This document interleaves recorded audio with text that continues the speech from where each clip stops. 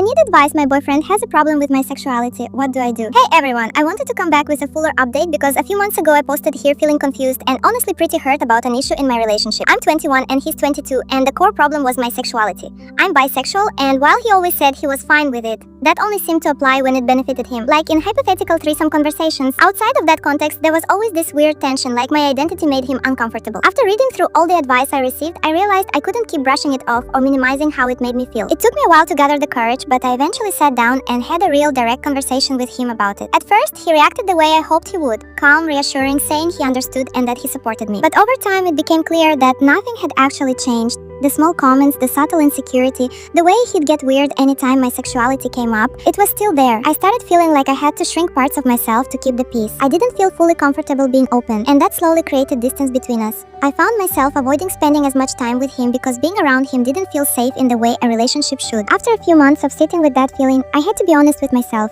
I wasn't happy anymore. I loved him, but I didn't feel accepted for who I am, and that's not something I can compromise on. So I made the decision to end the relationship. Thankfully, it wasn't explosive. There was no screaming match or dramatic scene, but he was clearly upset that I wasn't completely devastated or hysterical about it. I think he expected me to fall apart more than I did. The truth is, I had already done a lot of the grieving while I was still in the relationship. When he left my house that night, it felt sad, but it also felt like relief. I know this update isn't huge or dramatic, but it feels important to me.